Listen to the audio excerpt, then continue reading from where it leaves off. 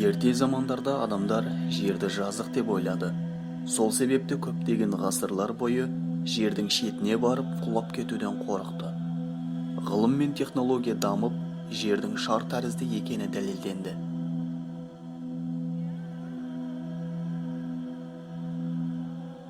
Бірақ жерді жазық деп ойлайтындар әлі күнге дейін кездеседі. Әсіресе діндегі кейбір мұсылман бауырларымыз да бұған сенетін көрінеді. Олар ұшақтың ұшу биіктігімен қарағанда жердің жазықтығын алға тартады.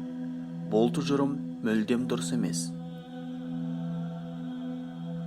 Австриялық парашютист Феликс Баумгартнер 2012 жылы 14 қазанда гелиймен толтырылған әуе шарымен 39 километр биіктікке көтеріліп, стратосферадан жерге секіріп, дыбыстық бөгеуілді бағындырған алғашқы адам болды.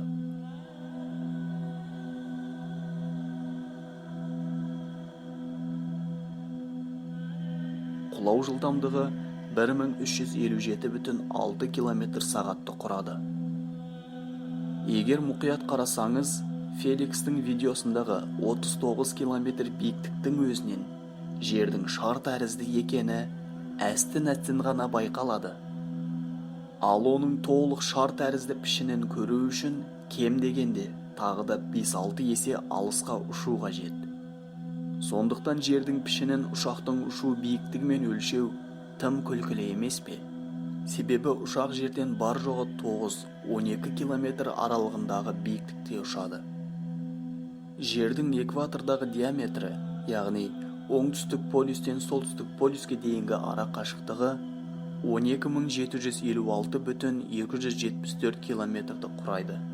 Ал экватордың ұзындығы 40065 километрге жетеді. Енді бар жоғы 9-12 километр айырмашылықпен салыстырғанда әрине жер жазық болып көрінеді. Көзқарасты өзгерту үшін осының өзі жеткілікті. Алайда мұның өзі жеткіліксіз болса, жазық жер пішіні мен келесі сұрақтарға жауап беріңіздер. Күн мен айдың тұтылуын түсіндіріп беріңіздер.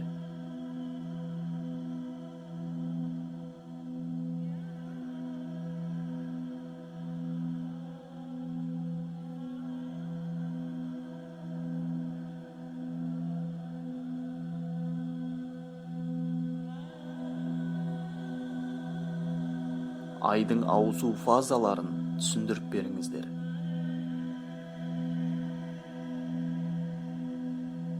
Полярлық күн мен түн құбылысын түсіндіріп беріңіздер. Құран жердің пішіні жайлы не дейді? Күн мен түннің ауысуы туралы келесі аятты қарастырайық.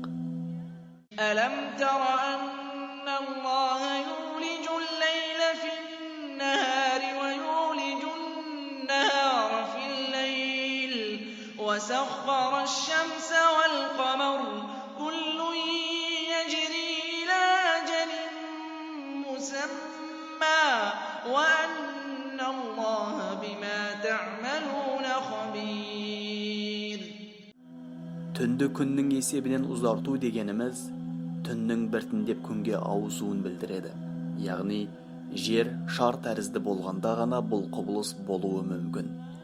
Егер жер тиын секілді жазық болғанда күн мен түннің ауысуы бірден орын алар еді. Қарапайым мысал ретінде айтсақ, намаз уақыты әлемнің әр елінде әртүрлі уақытта кіреді.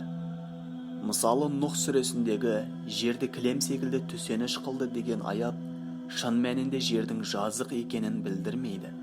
Ал Назиат сүресіндегі сосын жерді төседі деген аятта дахаха сөзі келтіріледі.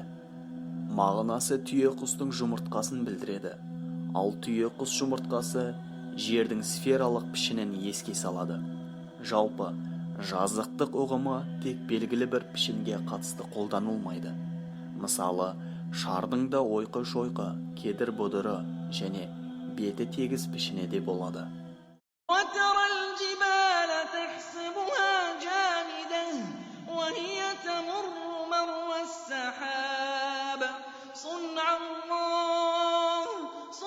الله الذي أتقن كل شيء إِنَّهُ خَبِيرٌ بِمَا تَفْعَلُونَ. Жоғарыдағы аятта таудың шар тәрізді екендігіне жасырын нұсқау жатыр.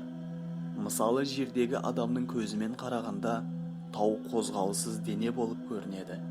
Алайда ғарыштағы адамның көзімен қарағанда жерге қазық болып қадалған таулар жердің өз өсімен айналуына байланысты сағатына 1670 км жылдамдықпен айналады. Қасиетті Құранда жердің пішіні туралы нақты ақпарат жоқ. Дегенмен оның ақиқи пішініне нұсқайтын жасырын аяттар бар.